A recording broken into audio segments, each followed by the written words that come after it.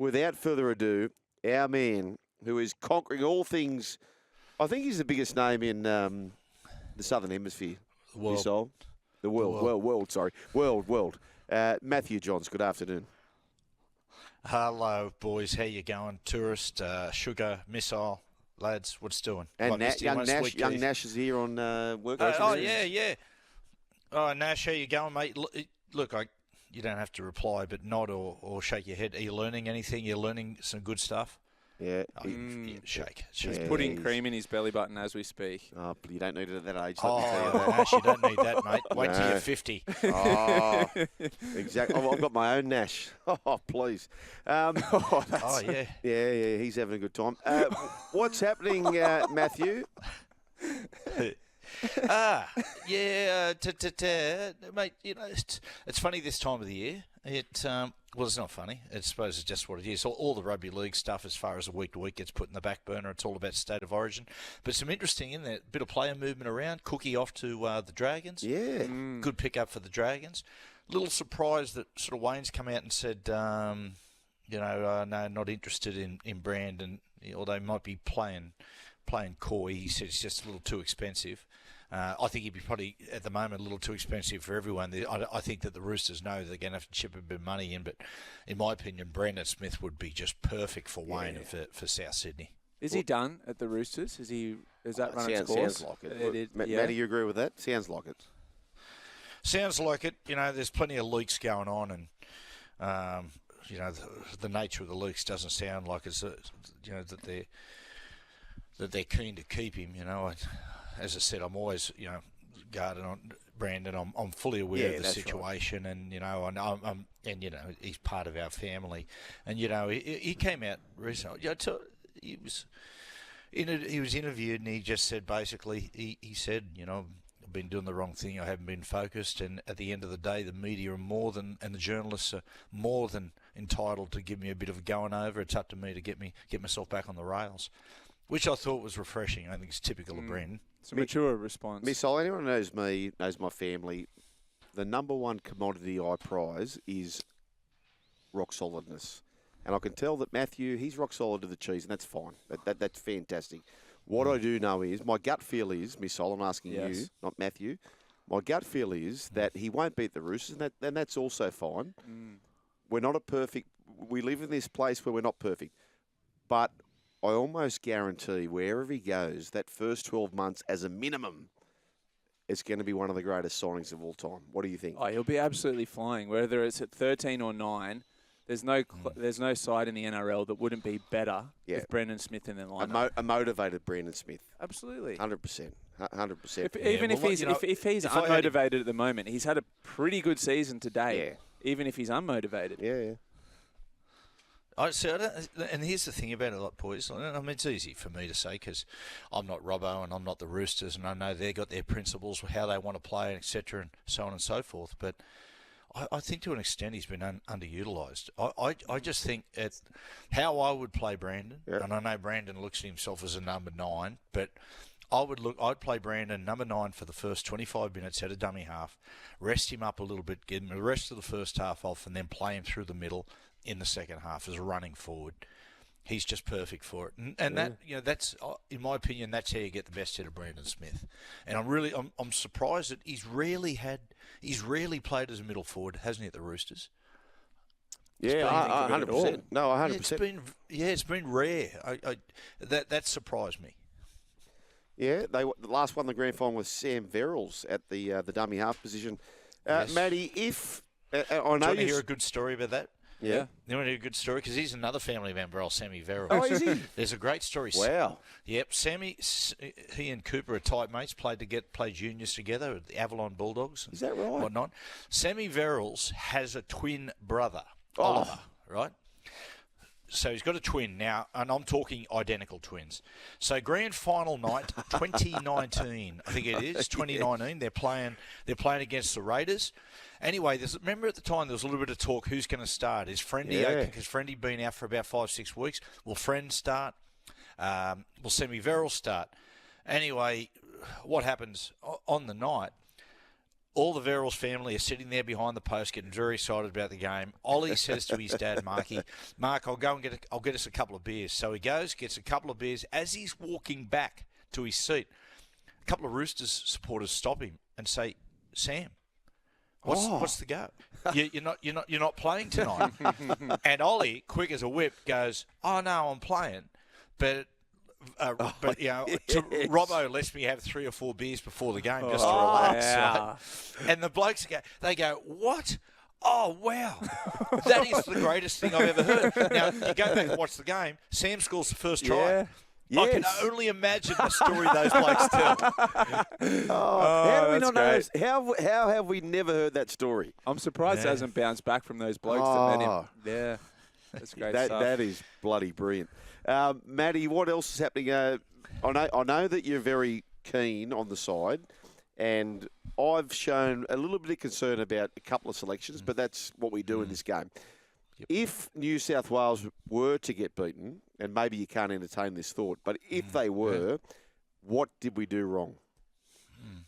Real positive stuff. And you know what? You're a negative. No, Joel, and I can entertain that because when you're in the media, it does my head in sometimes when they'll get there. And sometimes, if you're in the media, whether in New South Wales and Queensland, just lower your weapons and just have an unbiased discussion. Yes. About who's going to win, so on and so forth. And the thing of it is with Queensland, right? Here's the thing that just keeps sticking in my mind. Is that I've heard Billy 2 or 3 times say, "I was disappointed in the way we performed in Game 1, and I can guarantee we're going to be better in Game 2. Now, Billy said a lot of things this series which have taken people by surprise. Well, sorry, not this series, during his tenure as Queensland coach. I'm trying to work out one that hasn't come to fruition. Yeah. All the selections that caught everyone by surprise, all the little surprises, little things he's done tactically, everything has been perfect for Slater. And so, in my mind, when he comes out and says that he really was disappointed in the way they performed in Game 1, he's not bluffing. That's what he means. That's what he means. And he came out and said we left a few tries out on the paddock. So. That's a concern to me. There's another concern. I like the selection of Connor Watson. It's going to put pressure on Madge and his coaching staff. Now, what I mean by this is he has picked their Connor to have maximum impact, right? Get on the field and make a big difference. They've got to get the timing right. There's pressure on them to get the timing right. They have to have a gut feel, have that sense of, okay, we're starting to get on top here, or we're about to come into a period of ascendancy. That's when you put him on. Right? If you put Connor on at the wrong time, he's going to have zero impact, and I think it'll hamper the team. Right? If you put him on there, and all of a sudden Queensland gets 65% of possession during that 15 minutes and most of the field position, then it's been a complete waste, and as I said, it probably will hamper the side. If they can get it right, if they get him on the field and we enjoy a line share of possession, enjoy field position, then it'll be a massive impact. But that's a puzzle they've got to work out, the New South Wales coaching side. Hey, Matty, we've had Connor Watson on our program, I reckon 3 times in person every time. And he's the loveliest bloke. And his story is amazing. Like, he's 28. He's played New South Wales Cup recently, and what he's done is amazing. There's no doubt about that. But again, our job is to call it as we see it. And I just don't understand where Matt Burton can't find his way in the 17. Jerome Luai came through the juniors playing a bit of dummy half. But I feel as though we can cover that. And again, if I'm wrong, I'm wrong. But what I hate more than anything in the world is people who sit dormant and quiet and they don't say anything. And then after the fact, and if we get beat, don't you worry. It'll be a tsunami of people saying, this is what we should have done. I'm telling you now what I think. And hopefully I'm proven wrong, which I've been wrong many, many times, us Kobe Kane. And that's just what I think. But and Mitch Barnett would be my team for that matter as well. I go Connor Watson ahead of Matty Burton. Yep. Just because it's what he gives us through the middle. If things go according to plan, if the theory turns into to be practically right, is that what I like about Connor is that if the opposition middles are starting to tire, he'll be a nightmare for him. And as I said, as long as we get a decent, at least half share of possession, it's just watching the way he plays so far this year. He's had a big impact. Like when the opposition starts to tire, those little half holes he can blast through. Really testing the big guys and see if they've got the defensive energy to shut the space. That's what he's going to test out. And the other thing about it, Joel and Missile, he's unorthodox. Yep. I like that. Like a lot of times with Connor, it'd be a difficult guy to play with, Connor, because to be honest, he doesn't know what he's going to do. Yeah. And I've spoken, myself and Cooper, we interviewed Mitchell Pearce today as a preview to State of Origin, for the second State of Origin for Backstage. And we had a discussion about Daly Tree Evans. And we're just talking, and Mitchell asked Cooper, having played with Daly, "Oh, mate, is he a good organiser?" And Cooper said, "No." Wow. In fact, he said he barely talks out there. He said he's a space player. He just watches, and where he sees the space, that's where he goes. He's a watch and react player. Wow. And it's a little bit like, and as Cooper said, he said, this is what makes Daly so dangerous. 2 or 3 plays before, Daly doesn't know what he's going to do. So how does the defence read and react to that? And you look at his first try. He just scooped the ball up, shot down a little cul-de-sac, wasn't on, turned it around, inside ball, Ben Hunt scores. That unorthodox football at the highest level is really, really dangerous against really good defences. Oftentimes, structured football, the opposition sides, quality opposition, quality defences, just see it coming. What gives me confidence in this game, boys, is that we're going to win are Latrell Mitchell and Stephen Crichton. They give me a lot of confidence. With the football, boys, I think if you can get him the ball in his hands nice early touch, I think he can cause Valentine Holmes nightmares. If he can brush past him or go over the top of him early in the contest, I think it'll set him up for the rest of the game. I want to see him and Crichton drifting, linking together to create those physical mismatches on the long sides. And the big one, the primetime matchup of the game is going to be Hamiso up against Stephen Crichton. The best attacking player in the game right now against the best defensive centre that I've ever seen. That's going to be the big matchup. That's massive. Just on what Matty's saying, he's so true. Go to grand finals. If you pulled apart all the grand final tries, all the State of Origin tries, they're not rehearsed. It's all just ad-lib. When Connor does come on, Matty, do you expect he'll play hooker or 13? No, I think he'll play hooker, Missile. If Mads looks on the field, if he's going to have 2 stints, his second stint, who knows, he might come on as a lightweight 13. If he was to do that, it'd show Missile that we're really on top. Right. The Mads would be looking out of the coach's box going, mate, their middles are just shot to bits. Connor, just get on there and ice it for us. But I'd expect that. I don't think Connor will play any more than, unless there's an injury, I think he'll probably play 20 to 25 minutes most. And like I said before, the timing of when he goes on will depend on how big an impact he has. A very controversial point out of Game 1 was the lack of minutes that Trbojevic played of the Jake variety. How does Mads juggle 3 clubland 80-minute locks in a pack for New South Wales with Yo, Murray and Trbojevic? Yeah. That'll be tricky. Be really tricky. I think I've said before, having Isaiah and Jake on together on the field at once can be a little problematic if you don't adjust one of their roles. I think what you'll see with Cameron Murray, you'll see Cameron Murray play a far more simple role. I think you'll see him do a lot less passing, sideways passing. I think you'll see him be exclusively a run and step player through the middle. I hate it when they put Murray to an edge. He's not an edge player. You play him through the middle because it gives him those mismatches. He's short stature and his speed and footwork against the bigger, tiring middle forwards. That's his go. You put him on an edge, it just nullifies all that, and he's left to the mercy of the playmakers. He's got to be through the middle. I think as the game goes on, we'll have a lightweight pack of forwards. It's interesting, boys. Isaiah's just got to do a small adjustment to his football. I thought in Game 1, and I think it's down a little bit to the preparation we had, we were just out of sync with the football. And when Isaiah took the ball, usually at Penrith, everyone's synchronised. He's got guys tight on his inside shoulder, guys hitting the holes on his outside. They don't miss a beat. New South Wales weren't quite there. His ball runners were a step late, a little bit too wide. They were just missing their call. And as a consequence, Isaiah played very sideways, played a lot more sideways than I've seen before. He's got to straighten himself up a little bit, probably do a little less passing.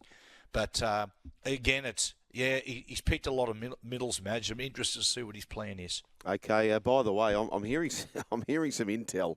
I have no evidence, but this Madgegate, where Gordy come out and said he played against him, Bears Head saying he hasn't.